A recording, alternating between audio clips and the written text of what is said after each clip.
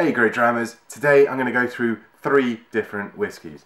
All of them Benromach, all of them Speyside classics, or classic Speyside single malt whiskies. And they are going to be the 10-year-old, 100% proof, which is the higher ABV, and the 15-year-old. And so we've got all the bottles kind of lined up here. What I do love about these is the lovely screen printing and kind of youthfulness of the design. Lovely solid bottles, and yeah, every single one of them, as you can see, has very cool visual and design aesthetic to them. And the boxes themselves, their beautiful copperiness, and yeah, just fantastic actually. I'm a big fan of Benromach. Last year they invited me to go down and spend a couple of days being an honorary distiller, working the stills, the mash, the filling of the casks, the fermentation, all of that kind of stuff. And the first time I've actually worked at a distillery, and I thoroughly enjoyed it. Although I did manage to, on the first cask I was filling, didn't quite gauge how high pressured the spirit is when it comes out of the effectively petrol pump into the cask, and let go. It sprayed everywhere, quite literally soaking the whole warehouse we were filling in, or the filling store if you will. And yeah, I was mightily embarrassed and didn't really say a lot for the next hour. Then I was told that it probably happens to a lot of people, but I don't believe them. I think they were trying to be very nice and kind, and effectively I just screwed up. So there you go. So let's start off with the 10-year-old. This guy, I already pre-poured them obviously to make this slick. The 10-year-old, you know, it's a classic single malt, although it's relatively new to the market. 10 years young, and yeah, what Benromach does, and what I love about Benromach, is that it's all, you know, handcrafted and all that kind of stuff, which is lovely. But the idea is to make, and why I keep saying the word classic is because their aim is to make the classic style of Speyside from the 80s and before, not the modern style of Speyside, and that should come through on the flavour profile. So let's dive in. For me, lots of lovely caramel, vanilla, oaky notes on there, very nice. Quite a strong sense of fresh fruits, apples, red apples, if I had to, you know, gun to the head. Someone said, what kind of apple? That happens. And a lot of pears going on. Very nice, very soft, very smooth, very gentle and elegant.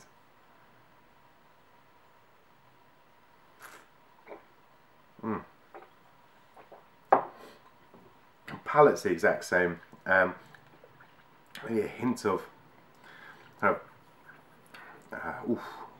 hint of warmth, hint of heat and spice there, but nothing too dangerous. Just very nice, smooth, easy drinking Speyside. It's what you'd absolutely expect, and very nice. Next up, the 100% proof. So this is the higher ABV. 100 proof, the American system, as you know how they like larger numbers to say the same thing. For us, good old Brits, that's 57% ABV. And you know, it's very similar, as it should be.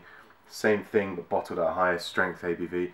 You're getting a bit more spice on the nose, a bit more kind of oomph, a bit more power there. It's still elegant, it's not in any way disruptive. You've got a lovely oakiness, a lovely vanilla-y note, hell of a lot of fruit going on.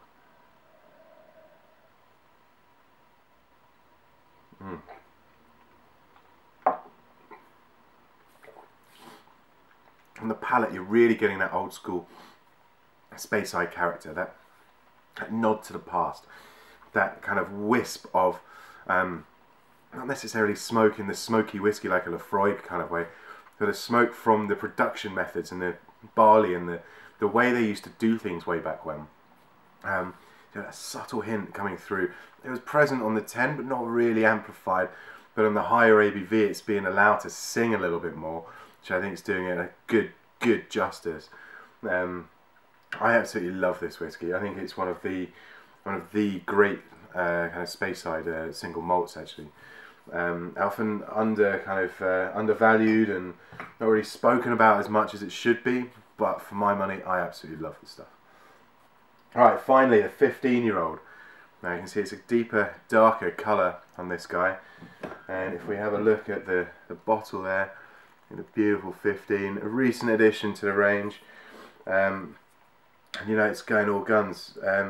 This one's all about, you know, from my view anyway, having tried this a few times, I just double check on the nose just to make sure, but yeah, lovely biscuity sherry and that fruitcake note which you'd expect from an older Speyside that's been in whiskey, that's been in sherry casks. It's got those deep, rich, dark, stewed, kind of cake-like fruits. It's absolutely fantastic, even just on that initial nose. And that is just really kind of luscious, really kind of drawing you in. For a 15-year-old whiskey as well, I'd expect a nose of this quality and depth to be clocking in easily in your 21-year-old plus. This is a hell of a lot of character and flavour at a younger age than you'd probably expect. And it's a testament again to Benromach, owned by Gordon MacPhail, their wood policy and their whole thing about the wood makes the whiskey. These guys really do put the effort in to actually source the best wood, as most of the producers do, don't get me wrong, but Gordon MacPhail make a massive point, it's all about wood. And whilst a lot of it's about wood, not all of it, a lot of it's about wood, these guys truly excel, and I think they've done put together an astounding range here. And they're limited editions as well, like the 77 and the 75, I think. They also have the new triple distilled, which is phenomenal. A little lighter character, a bit more chilled out. Very, very interesting whiskey. Let's get back to this. I'm so excited. I'm actually talking about everything else.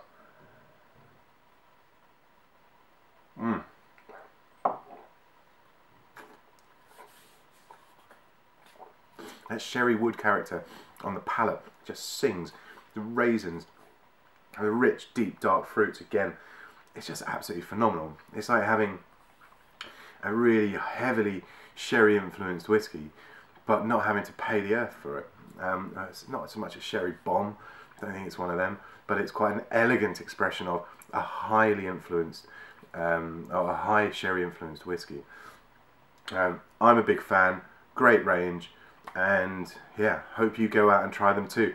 Please leave a message in the comments below. I read and respond to every single one, and let me know what you thought of the Benromach range and the distillery. Yeah, hopefully you're as big a fan as I am. Cheers. Until next time, GreatDrams.